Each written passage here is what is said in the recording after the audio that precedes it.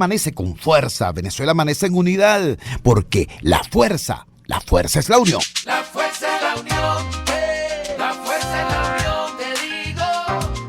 Venga toda Venezuela a organizarse.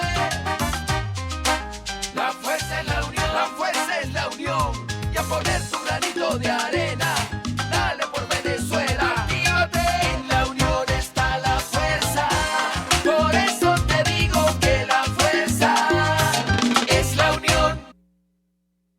Venezuela, bienvenidos todos a este su espacio. La Fuerza es la Unión, una tribuna abierta de la sociedad democrática venezolana para compartir con todos ustedes, más allá de cualquier distingo puntual, partidista o ideológico, la angustia, la preocupación, la justa indignación por lo que ocurre en nuestro país y también la certeza, la confianza, la esperanza de que trabajando juntos, de que remando unidos en la misma dirección, seremos capaces de construir la Venezuela de trabajo y de respeto, la Venezuela con alimentos y con medicinas, la Venezuela con democracia y con libertad, que todos necesitamos y que ciertamente todos merecemos. Un pertinaz aguacero sacude desde anoche nuestra ciudad capital. Hay precipitaciones en otras zonas del centro del país. Curiosamente, los titulares de hace apenas 6 días, 7 días, 8 días, era que este había sido el verano más seco de todos estos tiempos y que en el mes de mayo solamente había llovido en 4 oportunidades, que era desesperante la situación.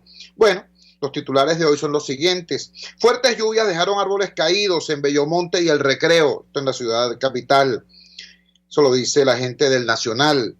NTN 24 nos dice, carro destruido por un árbol y anegaciones dejaron lluvias en urbanizaciones de Caracas. Y así por el estilo, pues. Porque es que si llueve es porque llueve y si no llueve porque no llueve. Al final, la verdad es que este es un país a la intemperie. Este es un país donde no hay gerencia de riesgo, ni hay administración de desastre. Y bueno, el desastre es lo que gobierna. Hablando de desastre, la situación en la frontera sur es extremadamente delicada, extremadamente grave. Allí se está generando una situación que provoca indignación. Hay fuertes restricciones a los migrantes venezolanos que quieren regresar a Venezuela. Terribles restricciones. Pero es que no las impone Colombia. No, Colombia es quien nos está ayudando. Las restricciones las impone Venezuela. Está limitado a 3 días a la semana el reingreso de migrantes venezolanos, el reingreso a su propio país, por el amor de Dios. 3 días a la semana y en cada una de esas oportunidades un número limitado de personas. Por Guasdualito son 100 personas por día. Por el puente, por San Antonio del Táchira son hasta 300 personas por día. Recordemos que en Colombia hay 1.8 millones de venezolanos. 1.8 millones. Todos, por cierto, con derecho a regresar a su patria. Por eso tenemos una entrevista que ahora más temprana le hicimos a el doctor Javier Tarazona de Fundarredes, una ONG que trabaja allá en la frontera sur. Escuchemos. Vamos a conversar de inmediato con el doctor Javier Tarazona. El doctor Javier Tarazona es coordinador de Fundarredes. Fundarredes es una organización no gubernamental que desarrolla un trabajo muy importante en todo lo que es la zona fronteriza del sur venezolano. Yo debo confesar mi preocupación. Hace unas 48 horas escuché unas declaraciones del responsable de Migración Colombia que planteaba que Venezuela está limitando el ingreso, el reingreso de venezolanos a su propio país a unos cuantos días a la semana y unas cuantas personas por día. Independientemente de la situación de la pandemia o precisamente por la condición de la pandemia, este país debería estar más bien preparando los mecanismos para el reingreso seguro de los nacionales. Sin embargo, al parecer la situación es distinta. Dejemos que sea precisamente quien está sobre el terreno que nos dé estos detalles. Javier, gracias por atender nuestra llamada madrugadora. ¿Qué está pasando, hermano, en los llamados PASI? ¿Qué está ocurriendo allá en la frontera sur? Te escuchamos.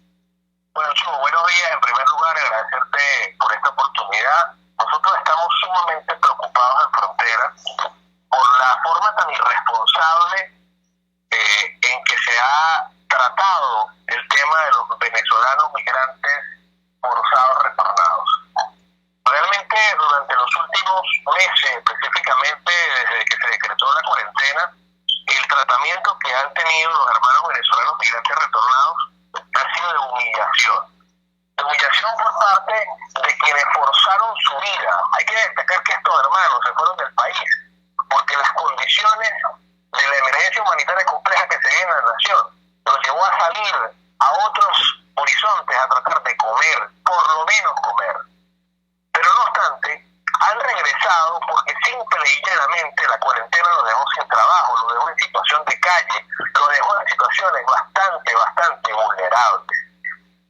Durante los últimos meses se han activado lo que el régimen ha llamado los PASI. ¿Qué son esos PASI? Son puntos de asistencia integral, puntos de asistencia sociales integrales. ¿Qué ha sido eso? Han habilitado instituciones educativas sin las condiciones mínimas para recibir a estos connacionales. Los han ubicado allí sin colchonetas, sin agua potable, sin sanitarios. En cada institución educativa han albergado incluso hasta 700 y 800 personas. O lo que es peor aún, el propio terminal de pasajeros ubicados en la población de San Antonio del Táchira. Esta triste realidad que se está viviendo en esta población, en esta zona del país, es igual o idéntica a la que se vive también en el estado Apure, específicamente en Guadualito. Durante las últimas semanas hemos visto cómo los migrantes forzados retornados han venido protestando, han venido levantando la voz porque los han colocado en unos centros educativos sin alimentación, sin hidratación y en condiciones incomunicadas totalmente. Ahora bien, esta situación ha sido producto de la improvisación. No ha habido un plan de contingencia serio, riguroso, donde se apliquen las pruebas que deben aplicarse de diagnóstico sobre la pandemia, sobre el virus de la COVID-19, para poder detectar esto en las personas. Pero además de esto, ha habido una, desproporción en el discurso nacional. El señor fiscal general de la República manifestó hace unos días, por lo menos hace unos 30 días, que estos venezolanos estaban migrando luego de haber aborrecido la revolución. El propio Nicolás Maduro Moros manifestó que los hermanos venezolanos eran armas biológicas porque estaban siendo inoculados con el virus en Colombia. Pero el día de ayer, el día lunes 8 de junio, la innombrable Delcy Rodríguez manifestó la misma situación de comportamiento hacia los migrantes venezolanos retornados, tratando de justificar que la decisión que tomaron de negar el ingreso de estos hermanos venezolanos al país era por cuidar la salud del resto de los venezolanos. Van a decir que ahora es culpa de estos hermanos que están sufriendo la migración forzada que haya contagio de coronavirus en territorio venezolano. En este sentido, nosotros tenemos que repudiar firmemente esta situación que está generando que solo ingresen diariamente por 3 días a la semana 300 migrantes por el puente internacional Simón Bolívar y por el puente José Antonio Páez durante 3 días a la semana 100 venezolanos pueden ingresar por el estado Apure. En ese sentido, nosotros tenemos que repudiar este hecho. Nosotros estaremos solicitando a Naciones Unidas que se garantice el derecho al retorno de estos connacionales que están siendo vulnerados, que se garantice el derecho a migrar y a retornar a su país, que está siendo hoy vulnerado, que está siendo violentado por estos perversos en territorio venezolano. Esta situación no solamente entonces está afectando hoy, a esta hora, a las 5:30 de la mañana.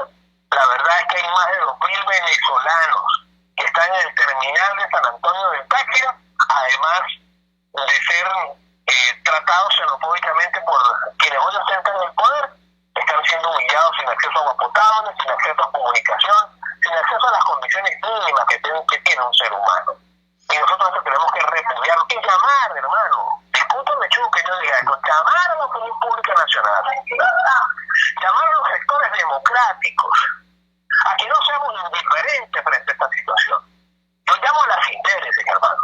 Tenemos que sentir a estos connacionales que se fueron del país porque estaban sufriendo, como lo son nuestros hermanos. No es posible entonces que sea más importante en este instante hablar y discutir del combustible, que ojo, un combustible subsidiado. Ese combustible de 5.000 bolívares que llegó en Caracas, al Táchira no llegó, a Apure no llegó, al Estado Zulia no llegó. Es decir, mientras el resto del país anda resolviendo el problemita del combustible que no va a resolver el problema de fondo de este país, entonces los que siguen sufriendo como consecuencia de esta mal llamada revolución, que lo que hizo fue desgraciarle la vida a una nación, entonces pareciera que el silencio nos hace cómplices. Es necesario derrotar la indiferencia y que podamos sin duda alguna mantener la exigencia de dignidad de estos hermanos. Nosotros clamamos en este momento por auxilio, así como hoy sigue muriendo chubos, muriendo, desapareciendo personas, incluso en alta mar, porque los venezolanos en las costas de Falcón y en las costas del estado Sucre están saliendo desesperadamente a buscar alimentos en otros países, a buscar vivir. Ayer, el día domingo, antes de ayer, celebrábamos con tristeza, o mejor dicho, conmemorábamos, porque no se puede celebrar, conmemorábamos con tristeza, con dolor, cómo la familia sufre que hace un año una embarcación que zarpó de la vela de Coro con 34 venezolanos que cayeron en manos de una red de tráfico de personas donde hay grupos armados irregulares traficando con personas, con oro, con coltán y con diamantes, pues operan libre abiertamente con la permisividad de quienes hoy ostentan el poder, así como lo hace la FARC, el ELN, el territorio tachirense, apureño, zuliano. Estamos conversando con el doctor Javier. Estamos conversando con el doctor Javier Tarazona, director de Fundarredes. Es ciertamente conmovedor e indignante lo que nos refieres, Javier, tanto lo que está ocurriendo como la indiferencia de muchos venezolanos, y no me refiero únicamente al gobierno, por cierto. Javier, tengo entendido que, volviendo al drama en la frontera, en la zona sur, tengo entendido que ha habido casi conatos de huelga de hambre en protesta por el mal estado de los alimentos que les son suministrados. ¿Eso es correcto? Perdón, yo. Te decía que tengo entendido que hay protestas por el mal estado de los alimentos que les son suministrados a estos compatriotas. ¿Eso es correcto? Sí, por supuesto que hay protestas. Hay una huelga de hambre declarada por los migrantes forzados retornados. El propio obispo de la diócesis de San Cristóbal, días atrás, manifestó su preocupación porque le están sirviendo comida podrida, descompuesta, como lo llamamos aquí en el Táchira, comida piche. Le están sirviendo las sobras de la revolución a estos hermanos migrantes venezolanos. Ellos están decidiendo tomar medidas de protesta. Ha ocurrido en Guadualito, estado Apure, ocurriendo en San Cristóbal, en San Antonio del Táchira, en Rubio, estado Táchira, porque finalmente pues no había un plan serio. Y te digo algo, Chubo, nosotros no solamente hemos cuestionado esto, yo quiero informarte que a finales del mes de marzo entregamos por escrito a la Zona de Defensa Integral Sol Táchira una propuesta desde nuestra organización donde se les solicitaba que hubiese un plan de contingencia que implicaba un cordón sanitario, pero también un plan de tránsito aéreo a través de la Fuerza Armada, donde estos hermanos venezolanos los llevaran a cada una de las regiones y se habilitaran batallones, se habilitaran escuelas de oficiales, donde hay comedores, donde hay dormitorios, donde se les puede tratar dignamente a estos hermanos. O sea, ¿por qué se les trata tan miserablemente? O sea, ¿por qué razón no merecen estos hermanos ser tratados como Dios manda, chicos? Dignamente, como la ley lo ordena. Y nosotros hemos propuesto que sea un corredor aéreo que se traslade a estos hermanos venezolanos aplicándole las pruebas necesarias. El problema es que es tanto el caos y es tanta mi responsabilidad que en este momento pretenden dosársele al país de donde está regresando este hermano la culpa del virus. No, hermano. Eso es como que hoy le echamos la culpa a China de este virus que surgió en este país. Entonces nos convirtamos en unos xenofóbicos contra los chinos. Pues es irresponsable, indudablemente que merecemos tener un comportamiento diferente frente al tratamiento hacia estos hermanos venezolanos. era el doctor Javier Tarazona, vocero y directivo de la ONG Fundarredes en el estado Táchira. Bueno, ya escucharon los compatriotas que salieron de acá, no por gusto, no salieron a hacer turismo, salieron huyendo del hambre, de la inseguridad, de la violencia, de la falta de horizontes, de la falta de oportunidades. De eso, por esa causa salieron. Y luego en el exterior se encontraron con la desgracia de la pandemia. Sus empleos fueron los primeros arrasados por el COVID-19 y en consecuencia no tuvieron ni siquiera cómo pagar su alojamiento. Tuvieron que regresar caminando para encontrarse con que la peor discriminación, la peor xenofobia, el peor maltrato, no lo encontraron a lo largo del camino, sino aquí al llegar a la frontera de su país. Vamos a la siguiente pausa comercial y ya regresamos con muchísimo más de La Fuerza. La fuerza es la unión. Usted escucha Unidad, la fuerza es la unión, con Chuo Torrealba por RCR 750 AM. Sintonícenos a través de Periscope, @RCR750, la radio que se ve. En RCR somos vanguardia. Toda la programación de tu RCR también la puedes seguir a través de la internet. Audio y video en tiempo real. Noticias y mucho más. No te pierdas ni un segundo de nuestra programación. No hay excusa ni cadena que valga para que dejes de escucharnos. Ingresa a rcr.tv, la radio que se ve. En la crisis se encuentran las oportunidades. Aquí en Sin Estrés se las mostramos con invitados especiales que nos regalan sus experiencias por una Venezuela mejor. Cada tarde, de lunes a viernes a las 3, desde el emprendimiento, la educación, la salud y el entretenimiento. Por nuestra calidad de vida se nos hace necesario tomar un respiro del agobio diario, dedicar unos minutos a la salud mental y emocional para vivir sin estrés. Sin Estrés, de lunes a viernes a las 3 de la tarde por RCR 750 AM y RCR.tv, la radio que se ve. Opinión, ideas en debate. Usted escucha a Chuo Torrealba en Unidad, la fuerza es la unión, por RCR. Regresamos a La Fuerza es la Unión. Lo que escucharon de boca del doctor Javier Tarazona sobre la situación de los migrantes que reingresan por la frontera sur es una narración típica de un país en guerra. Yo he escuchado cosas similares cuando hablamos, cuando leemos reseñas de lo que ocurre, por ejemplo, en el Oriente Medio, campamentos de refugiados, gente hacinada en carpas, sin servicios básicos, sin baños, peleándose por comida podrida muchas veces. Eso se escucha y se ve en los países en guerra. Bueno, está pasando acá en nuestro país. Hoy, en esta madrugada lluviosa de Caracas, está pasando con nuestros compatriotas allá en la frontera sur. Por eso, a mí en lo particular me sorprendió cuando el día de ayer una dirigente político venezolana, al anunciar lo que según su criterio es la ruta para salir de la situación que tenemos en Venezuela, prácticamente el resumen de su planteamiento es pedir una invasión militar a nuestro país. Yo lo voy a decir con absoluta claridad, independientemente de las valoraciones sobre si eso es factible o no, posible o no, si eso es un canto de sirena o es una estrategia seria. La gran pregunta es si eso es deseable, porque quienes nos oponemos a nos oponemos porque hace sufrir al pueblo.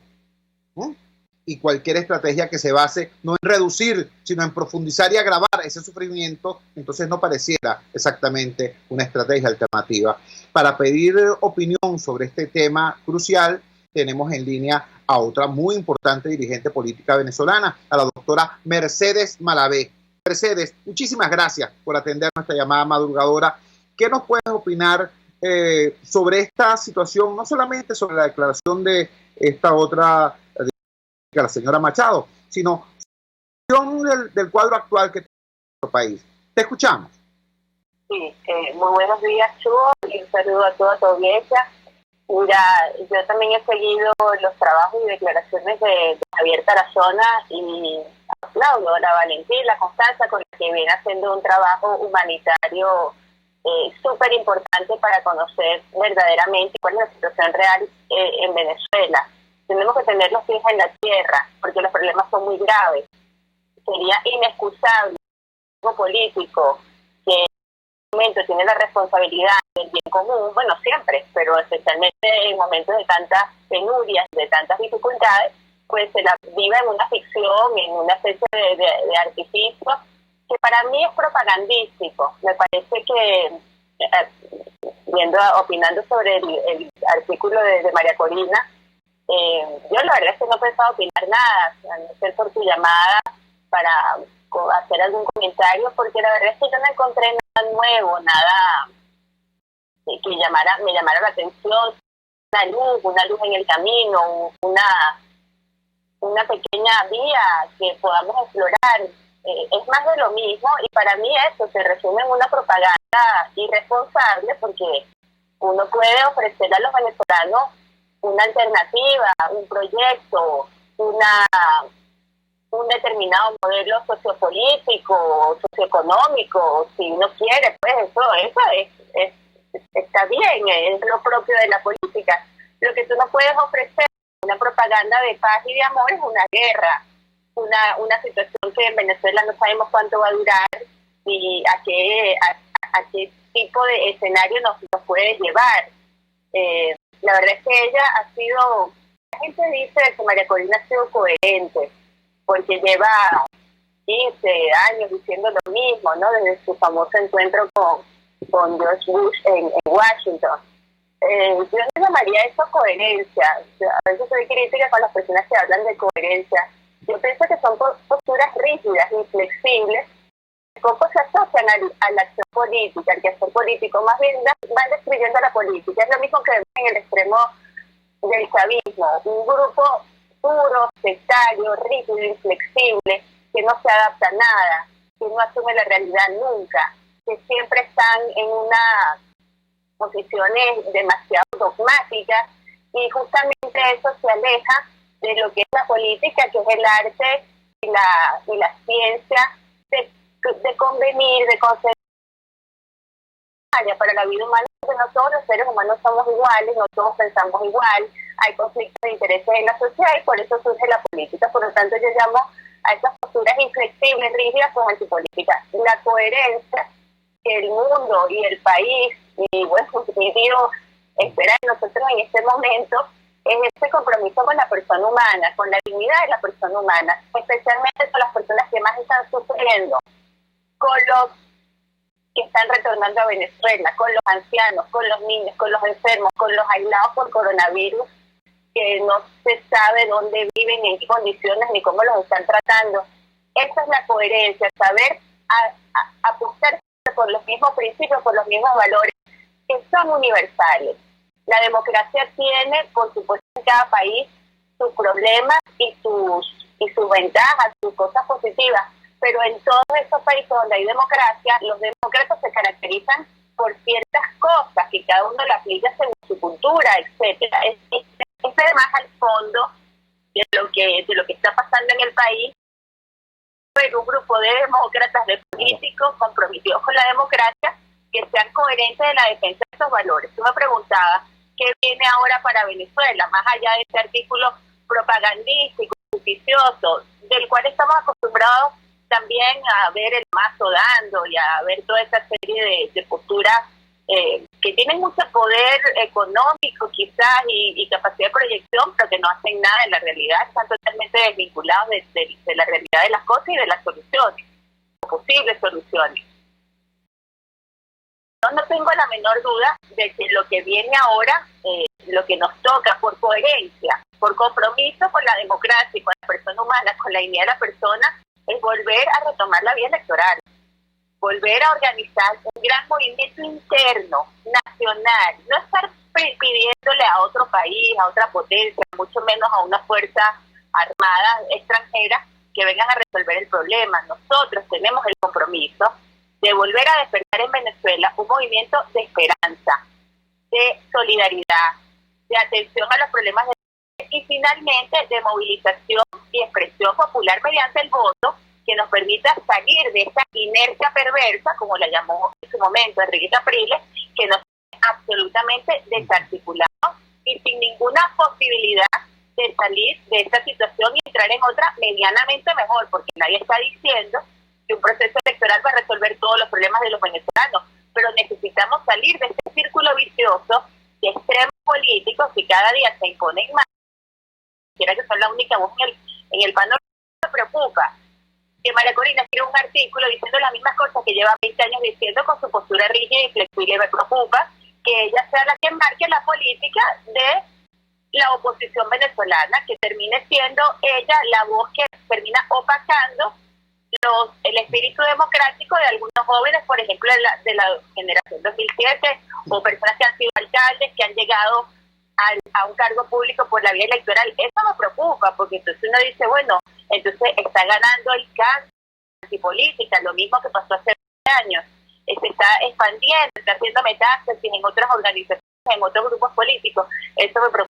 Por lo tanto, pienso que lo que tenemos que hacer es ofrecerle al país una alternativa política, democrática, pacífica, electoral, que permita ser consecuente con los urgentes problemas apremiantes que está viviendo la población, y al mismo tiempo le pidamos a la gente la expresión popular mediante el voto para poder abrirnos caminos hacia una realidad distinta. Ayer decía el periodista Vladimir Villegas que tiene información, ¿verdad?, de que ya los rectores del CNE pusieron sus cargos en la gente del CJ. O sea, viene un nuevo CNE, esto es innegable, viene por la misma vía arbitraria y grosera con la que nos han impuesto CNE en los últimos 10 años, viene de la misma manera. No podemos esperar del gobierno nada decente, no podemos esperar de María Corina una vía distinta, no podemos esperar del gobierno una cosa democrática.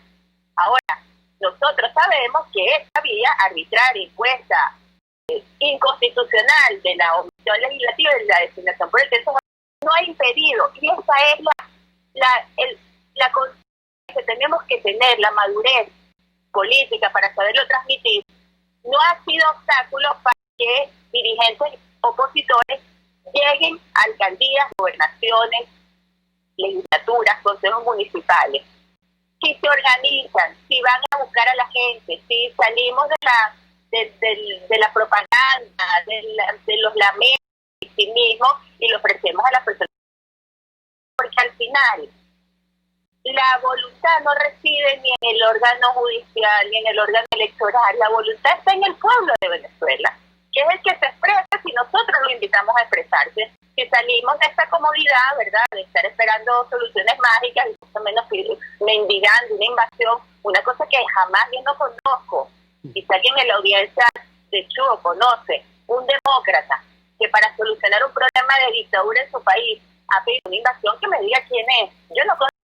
Lo que conozco es un montón de personas que han sabido transitar hacia la democracia justamente en dictadura, porque de eso se trata, si no, no sería tránsito ni transición. Entonces creo que esa es el gran desafío que tenemos en este momento y lo que se adecua más al término coherencia política. Mercedes, yo te agradezco inmensamente que nos hayas regalado esta microconferencia sobre rescate de la política, sobre reivindicación de la democracia en momentos donde la oscuridad, por cierto, nos llega desde ambos extremos. Muchísimas gracias, Mercedes. Muy buenos días. Buenos días, perdona la cadena. No, en lo absoluto. De verdad, muy agradecido. Era la doctora Mercedes Malavé.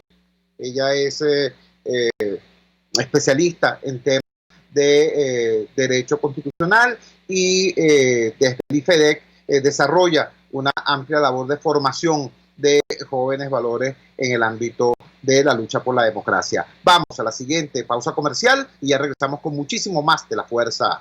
La fuerza es la unión. Estamos presentando Unidad. La fuerza es la unión. Solo por RCR 750 AM.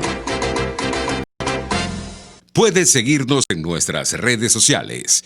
En Twitter, @RCR750. La radio que se ve. Los temas de actualidad más relevantes son expuestos a la luz de La Linterna. Diego Bautista Urbaneja le invita a formar parte de este ameno espacio de charla y análisis con una buena taza de café y al son. La Linterna, de lunes a viernes, a partir de la tarde, por RCR 750 AM. RCR 750 AM, porque lo bueno une. Les estamos presentando Unidad, la fuerza es la unión, solo por RCR 750 AM. Regresamos a la fuerza de la unión. La doctora Mercedes Malavé ha hablado de la necesidad de un liderazgo político que estuviese consustanciado, con una relación orgánica con la gente, con sus electores, con los que más sufren.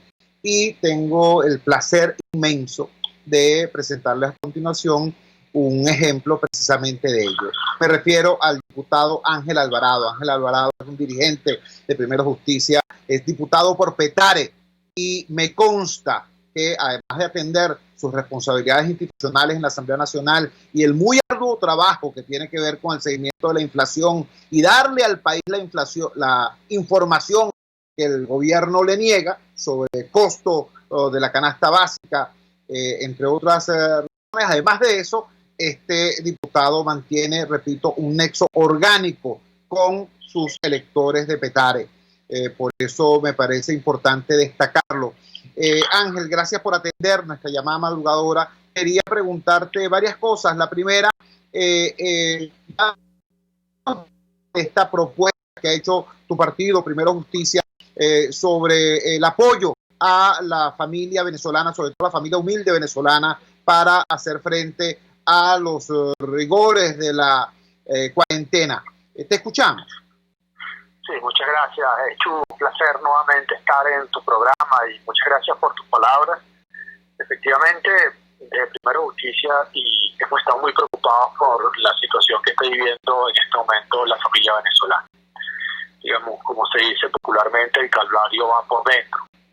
Y esto es muy grave debido a que la economía venezolana está viviendo un proceso de destrucción muy acelerado. Es decir, estamos pensando que este año la economía se podría contraer 30% más producto de la caída de los precios del petróleo, de la caída de la producción petrolera, de la cuarentena que en sí misma es contractiva, es decir, genera una recesión económica en todos lados, pero especialmente en Venezuela, que se vio agravada especialmente por la falla de combustible y que todavía está agravada por la falla de combustible. Es una economía paralizada y tenemos que más del 90% de la familia venezolana no tiene ahorros y una gran mayoría vive del día a día, del trabajo de ocasión, y eso hace pues que los ingresos estén sumamente mermados. Esto hace que el riesgo de que Venezuela viva una hambruna es cierto para este año 2020, según los reportes mundiales de la crisis de alimentos, en la cual Venezuela se coloca como un país totalmente en riesgo. Y es por eso pues que nosotros de Primera Justicia hemos impulsado la necesidad de dar un apoyo como se le está dando en Estados Unidos, como se le da en Europa, como se da en Perú, como se da en Argentina, como es parte de las mejores prácticas del Banco Mundial, hacer transferencia directa a aquellos que más lo necesitan, en este caso pues más del 90% de los venezolanos, para que puedan hacer frente a esta pandemia, que no solo es el tema de la enfermedad en sí, que ya es un riesgo, sino también el tema del hambre producto de la recesión económica. Entonces, nosotros lo que estaríamos pensando es con fondos multilaterales, básicamente el Fondo Monetario Internacional, buscar un acuerdo que permita acceder a estos fondos. Este acuerdo tiene que ser un acuerdo político que abra las puertas a un proceso de cambio político en Venezuela que permita pues lograr el acceso a estos recursos. Como tú bien sabes, el Fondo Monetario Internacional en este caso no reconoce ni a Juan Guaidó ni a Nicolás Maduro, y simplemente dice: yo me abstengo a reconocer cualquier representación de Venezuela ante este foro. Pero nosotros creemos que si se abre un camino político que permita pues la solución de la crisis venezolana, podríamos aliviarle al pueblo venezolano en este momento con estos recursos. Fíjate tú, la Unión Europea está destinando 600 mil millones de dólares para atender la crisis, es decir, el estímulo económico que está dando, ¿no? La economía de los Estados Unidos más de $1 trillón para dar un estímulo a la economía. La economía de Chile, de Perú se ha endeudado para buscar un estímulo. ¿Qué pasa? El estímulo económico es muy importante porque eso va a determinar el punto en el cual la recesión económica empieza a pasar esa curva, ¿no? De B y empieza a subir, o de U, o lo que sea, empieza a recuperarse la economía.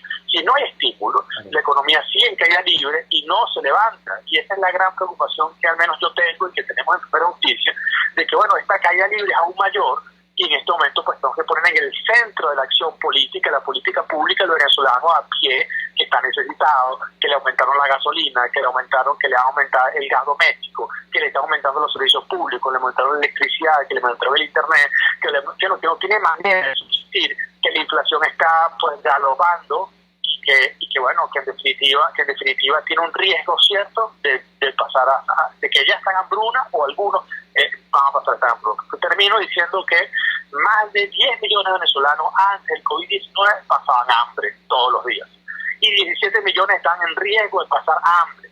Hoy en día más de esos 17 millones han pasado los 10 millones y en este momento tenemos más de 10 millones de venezolanos pasando hambre y esta propuesta por la vida está enmarcado en este contexto. Estamos conversando con el diputado Ángel Alvarado. Ya escucharon ustedes la manera como no solamente con capacidad profesional y agudeza técnica, sino además con expresividad didáctica, ¿no? Con afán pedagógico, nos explica toda esta situación que enmarca la solicitud, la propuesta del Partido Primero Justicia de apoyar a la familia venezolana para financiar la cuarentena, porque la cuarentena, quedarse aislado un mes no es un lujo que esté al alcance de cualquiera. Ahora te quiero hacer otra pregunta, pero ya sobre un tema bastante más específico y bastante más referido al universo de los votantes a los que te debes. Ayer se cumplió un mes de la injusta detención, del injusto secuestro al exconcejal Junior Pantoja. ¿Qué nos puedes decir de esto? Sí, efectivamente. Hace un mes, Chubo, hubo una gran conmoción en el barrio José Félix Rivas debido a que dos bandas se disputaban el control del territorio. Durante la gestión de Carlos Ocariz se evitó siempre que en Petare hubiese zonas de paz. Eran zonas que eran entregadas a la delincuencia, en definitiva. Pero bueno, una vez que llegó una nueva administración, estas zonas fueron entregadas de manera activa o inactiva, por acción u omisión, y vemos cómo entonces se consolidaron unas bandas allí que tenían control, que cobraban impuestos, cobraban vacunas, tenían sometida a la población, y bueno, las fuerzas del Estado represivas, muchas de ellas se desplegaron en el barrio José Félix Rivas. Bueno, yo nunca he visto un despliegue policial con helicópteros, tanquetas, cientos de hombres, y ahora resulta que el jefe de la banda y toda su banda no fue capturado, escapó de allí y murieron algunas personas inocentes, como un basquetbolista y otros muchachos que no tenían nada que ver. Ahora bien, uno de estos encarcelados, injustamente, tal vez el único de toda esa operación, es Junior Pantoja. Junior Pantoja fue concejal del municipio Sucre, líder del barrio José Félix Rivas. Es una persona que es discapacitada, le falta un brazo, y no solo le falta un brazo, sino que más es diabético, hipertenso, una persona ya de 60 años delicada de salud. Y entonces le sembraron 6 cartuchos de 9 milímetros a una persona pues que, como bien sabes, faltándole un brazo no puede disparar, o sea, no puede manejar un arma, no puede manipular, no puede cargarla. En fin, algo completamente absurdo, tenencia de esos 6 cartuchos. Y bueno, sabemos que es por razones políticas, por amedrentar, por perseguir a nuestro partido, así como persiguieron también a José Luis López, que murió en el exilio el jueves pasado. Sí, claro. Y forma parte pues de ese testimonio del partido y testimonio de lucha que nosotros vamos a seguir dando, no solo hasta liberar a Venezuela, sino también meter a Venezuela en la senda de la prosperidad. Ángel, te agradecemos vivamente que nos hayas regalado estos minutos esta madrugada del martes 9 de junio. Un gran abrazo y sigue adelante haciendo lo que haces muy bien, iluminarnos sobre las altas esferas de la política, los altos retos que tiene la institucionalidad democrática, sin perder contacto con lo que es el barrio, con lo que es la calle, con lo que es la circunstancia del petareño humilde que esperanzado te dio su voto. Te felicito, hermano. Buenos días. Gracias, cuídate mucho. Era Ángel Alvarado, el mismo joven que desde la Comisión de Finanzas de la Asamblea Nacional participa de este equipo que nos da periódicamente la información sobre inflación, costo de la vida, canasta básica, etcétera, etcétera. Ese tipo de información que durante tanto tiempo nos negó el Banco Central de Venezuela, amordazado por el régimen de Mauro Moros. Vamos a la siguiente pausa comercial y ya regresamos con muchísimo más de La Fuerza. La fuerza es la unión. Les estamos presentando Unidad. La fuerza es la unión. Solo por RCR 750 AM. Puede seguir nuestra programación a través de rcr.tv, la radio que se ve. Antes de empezar el día, entérese de lo que acontece en el país junto a Pedro García Otero en Titulares de la Mañana. De lunes a viernes a las 6:30 de la mañana. Acompáñelo y empiece su día bien informado. Titulares de la Mañana con Pedro García Otero. Solo por RCR 750 AM. Porque lo bueno une. Amanece con la fuerza de un país que quiere cambio. Chuo Torrealba está al aire en Unidad. La fuerza es la unión. 482-9750 y @Chuo Torrealba por RCR. Regresamos a La Fuerza es la Unión. Conversamos en el primer segmento de este programa con Javier Tarazona, que nos informaba la situación de precariedad extrema en la que están los venezolanos que intentan reingresar a su país. Desde Colombia, vienen algunos desde Perú, vienen algunos desde Ecuador, que están en una situación de precariedad extrema, la misma situación de precariedad que enfrentan los refugiados en los países en guerra. Comentábamos con Mercedes Malavé la curiosa circunstancia de que dirigentes políticos de ambos extremos del panorama polarizado venezolano hablen de la guerra y pidan invasiones con una facilidad pasmosa. Luego conversamos con un joven político venezolano que hace política y mantiene un nexo orgánico con sus representados, con sus votantes de las barriadas humildes del este popular caraqueño. Ahora vamos a conversar con un venezolano que ha hecho un esfuerzo sostenido, sin escándalos, pero sostenido, para abrir caminos al cambio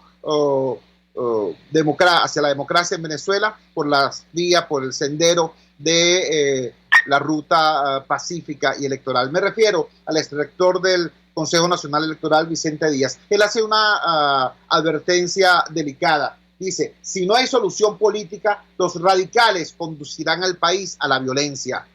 Vicente, gracias por atender nuestra llamada madrugadora. Dinos, ¿qué perspectivas ves tú hoy de que podamos vencer la violencia y, en efecto, abrirle cauce a una solución política? Buenos días, te escuchamos. Buenos días, Chugo. Saludos a ti y a las personas que nos están escuchando. Chugo, Venezuela desde el año 58 para acá, desde la caída de Marcos Pérez Jiménez, fuerzas políticas han intentado cambiar al régimen imperante por la vía de la violencia. Los intentos de golpe de Estado, el porteñazo, el calupanazo, en la década de los 60, la guerra de guerrillas, la insurrección militar, luego cuando se superó esa etapa y se consolidó la democracia y después el zarpazo de Hugo Chávez en el 92, en dos intentos del 4 de febrero y del 27 de noviembre, todos fracasados, todos absolutamente fracasados. Luego luego él llega a la presidencia por votos y en el 2002 hay un intento de golpe de Estado contra él. También fracasa y él y sus fuerzas retornan al poder en 48 horas. Luego el paro general que hubo, con un intento de sacarlo del poder por la vía también de la insurrección civil, fracasa. Luego han habido intentos como el de la salida de la 1, la 2, han habido intentos por la vía de guarimbas, han habido intentos por la vía de trancazos, han habido intentos como esta cosa terrible de los drones, Han habido de todos, y de 58 para acá, no ha habido ninguna salida de fuerza que en Venezuela haya tenido éxito. Pero no solamente eso, sino que en el mundo entero las salidas de fuerza son contadas con los dedos de la mano, las que han tenido fuerza, y siempre con la intervención de las Fuerzas Armadas. Solamente en el caso de Cuba, Nicaragua, son los únicos dos casos, fuera de los episodios sucedidos en el marco de la Segunda Guerra Mundial, donde insurrecciones armadas tuvieron posibilidades de salida. Digo esto porque el único camino que ha demostrado posibilidades de cambio en Venezuela y en el mundo son, uno, las negociaciones, y dos, las salidas electorales. Los únicos, no ha habido otras posibilidades. Entonces, ¿qué digo yo? Que en Venezuela esos dos recursos sobre los cuales se montan las estrategias políticas de los demócratas son hoy en Venezuela malas palabras. Hablar de negociación en Venezuela es que te cae encima, bueno, todos los laboratorios y las personas, porque no solamente son laboratorios, son personas que están decepcionadas de los intentos de negociación porque han fracasado, y ellos obviamente que han fracasado. Pero también han fracasado todas los intentos de salida violenta. Y dos, las elecciones. Las elecciones, cuando se pasó, la oposición pasó de la estrategia de derrotar al PSUV, que fue una estrategia exitosa que le permitió ir acumulando victorias, ganar gobernaciones, estuvo a 200.000 votos de ganar la presidencia de la República, se ganaron alcaldías, luego se ganó el Parlamento Nacional. Todo ese proceso que transmitió la acumulación de fuerzas y convertir al PSUV en el partido minoritario del país, ese proceso de acumulación de fuerza, todo ese proceso derivó en una percepción de algunos sectores dentro de la propia oposición de que el mandato de la elección del 2015 fue para convertir a la Asamblea Nacional en el mecanismo a utilizar para la salida de Maduro.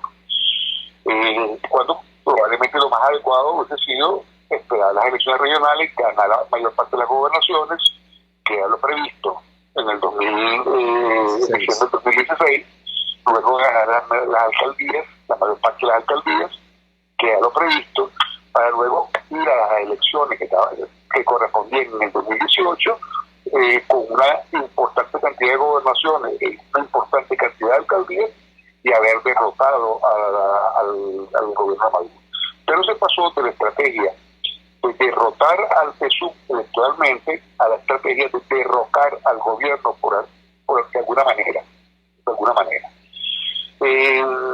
Entonces, ese cambio de estrategia lamentablemente ha traído como consecuencia que hoy los partidos políticos estén en una situación interna de franca disminución, porque buena parte de sus diputados están en el exilio, que se están enfrentando contra un gobierno que ha cercenado todos los espacios democráticos, que ha puesto asambleas en paralelo, protectorados cuando pierde gobernaciones, ha censurado medios de comunicación, ha cerrado medios de comunicación, ha sacado medios de comunicación del país, tumba las redes sociales cuando van a hablar dirigentes que el gobierno se lo ponen al gobierno, manejan armados colectivos. Es decir, estamos enfrentando a un régimen duro y que está dispuesto a usar su dureza, armas, persecución, espionaje, todo esto, ¿verdad? Entonces, frente a todas las circunstancias y toda esa fuerza, aquí hay que operar con astucia, y yo he ratificado desde que empecé mi función pública que si aquí no hablan los votos, van a hablar las balas, y las balas no van a hablar a favor de la gente, porque las balas se responden con balas, y las acciones violentas se responden con violencia. Entonces, los partidos de oposición son partidos democráticos, que están preparados para negociar, para ir a elecciones, para presentar campañas electorales, para recorrer comunidades, para articularse con la gente, para hacer sus mensajes políticos. No son partidos subversivos, no están preparados para la subversión, que significa vivir en la clandestinidad, está dispuesto a conducir piquetes armados, en procesos que siempre han sido derrotados. La FARC, en su mejor momento, tuvieron más de 30.000 hombres en armas en Colombia. Eso es un ejército, y no pudo contra el gobierno colombiano. No pudo, tuvo que al final entregarse, rendirse y negociar un acuerdo de paz, porque no pudo. Entonces, en Venezuela, que nuestros partidos no tienen tradición de ser partidos subversivos ni estar entrenados para eso, van a plantearse la vía insurreccional. No pueden plantearse la vía insurreccional, tienen que plantearse la vía democrática. En un camino pedregoso, lleno de obstáculos. Tú no puedes calificar al régimen como dictadura y pretender que te den las condiciones de una democracia cristalina, porque eso sería un acto de ingenuidad de tu parte. Hay que aprovechar los espacios democráticos con todas sus imperfecciones para crecer, acumular fuerza e ir aprovechando lo que es la realidad del país. ¿Cuál es la realidad del país? Que el 80% de la población está descontenta contra el régimen de Maduro.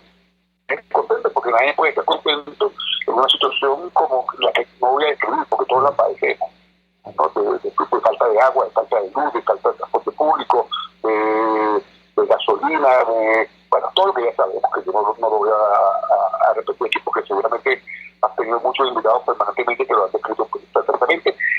Y lo que nos viene, porque lo que nos viene es peor, por la pandemia y por la crisis económica nacional e internacional. Y por un régimen que ha demostrado unos niveles de ineficiencia, ineptitud, dogmatismo ideológico y corrupción terrible. Entonces, lo que hay que hacer es trabajar para volver a conquistar espacios de poder político por la vía de los eventos electorales y tratar de que esos eventos electorales sean lo mejor posible. Es decir, tratar de que sean con un CNE equilibrado, tratar de que sean con la mayor cantidad de acceso a los medios de comunicación posible, de que haya posibilidad de hacer campaña y puedan visitar el país, tratar de lograr esas cosas. Esas cosas se logran como sentándote a conversar con los tipos y generando las condiciones de presión política nacional e internacional e incentivos también políticos nacionales e internacionales que permitan ir avanzando en el terreno de la política, porque hay que recuperar la política. Aquí la política se perdió. Aquí nadie está haciendo política, como yo no voy a exagerar con nadie. Voy a decir, la mayoría de la fuerza política no está haciendo política. Entonces, el gobierno está en modo de resistencia, en modo de guerra fría. Cuando digo guerra fría es porque todavía no ha aplicado lo que se aplicó en Cuba, que fue fusilamiento masivo. Yo no creo que estemos en una situación como esa, digamos, lejos de una situación como esa, o como se aplicó en la época de Pinochet. Estamos en el siglo XXI. Eso no quiere decir que eso no pudiese derivar en eso, pero no es el caso en este momento.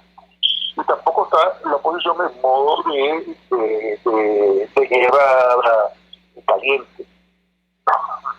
Pero bueno, en modo de resistencia y la oposición en modo de la oposición mayoritaria, en modo de buscarle la vuelta a ver cómo lo saca del poder de alguna manera.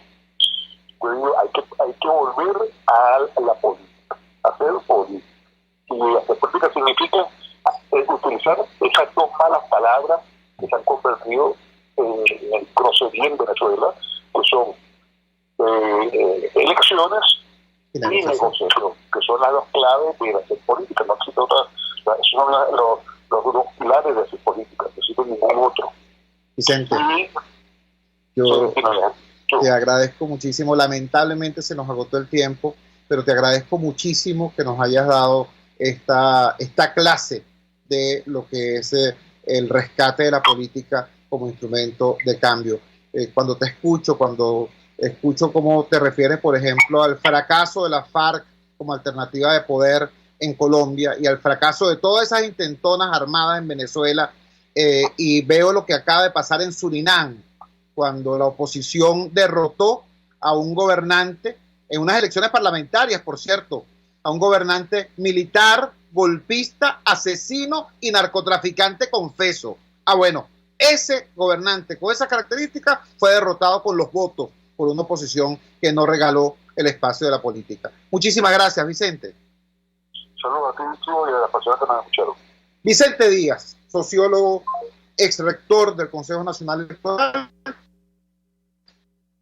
dando su opinión sobre lo que es el panorama que da hoy la lucha de los demócratas en nuestro país. Trabajamos para ustedes en la dirección general de la emisora, Jaime Nestares, al frente de los controles estuvo César Arteaga, habló para ustedes su amigo, comunicador popular, activista social, ciudadano en lucha por la democracia y por la libertad, Jesús Chuo Torrealba. Ahora más que nunca, fuerza Venezuela, porque la fuerza es la unión. RCR presentó Unidad, la fuerza es la unión, con Chuo Torrealba, solo por RCR 750 AM. El que sabe de sabor sabe de